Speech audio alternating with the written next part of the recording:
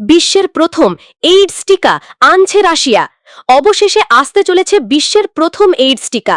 প্রাণঘাতী এই রোগ থেকে মানবজাতিকে রক্ষা করতে টিকা তৈরির ঘোষণা দিয়েছে রাশিয়া।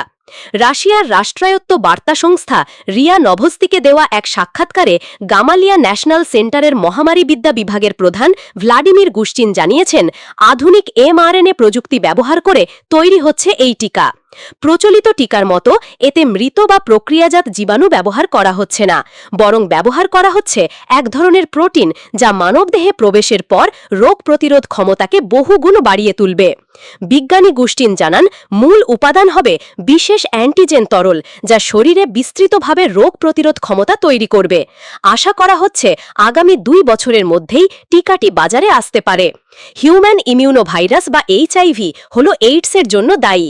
এই ভাইরাস মানবদেহের স্বাভাবিক প্রতিরোধ ক্ষমতা নষ্ট করে ফেলে, ফলে আক্রান্ত ব্যক্তি যে কোনো সংক্রমণে মারাত্মকভাবে ঝুঁকির মুখে পড়ে যান। আফ্রিকা মহাদেশে সবচেয়ে বেশি প্রভাব ফেলেছে এই রোগ। বিশ্ব স্বাস্থ্য সংস্থার হিসেব অনুযায়ী 2018 সালে 10 লাখ মানুষ মারা গিয়েছিলেন এইডসে। যদিও 2010 সালের পর থেকে আক্রান্তের সংখ্যা কমছে, তবুও বর্তমানে বিশ্বজুড়ে প্রায় 13 লাখ মানুষ এই রোগে ভুগছেন। এর আগে গামালিয়া সেন্টারই করোনা ভাইরাসের প্রথম টিকা স্পুটনিক 5 উদ্ভাবন করেছিল, যা 70টিরও বেশি দেশে ব্যবহৃত হয়েছে এবং 97% কার্যকারিতা দেখিয়েছে। এবার সেই গবেষণা কেন্দ্রই বিশ্বের প্রথম এইডস টিকা আনতে যাচ্ছে। যদি সফল হয়, এটি হবে মানবজাতির জন্য এক নতুন আশার আলো। বিশ্বের প্রথম এইডস টিকা মানবজাতিকে হয়তো এবার প্রাণঘাতী ভাইরাস থেকে মুক্তির নতুন পথ দেখাবে।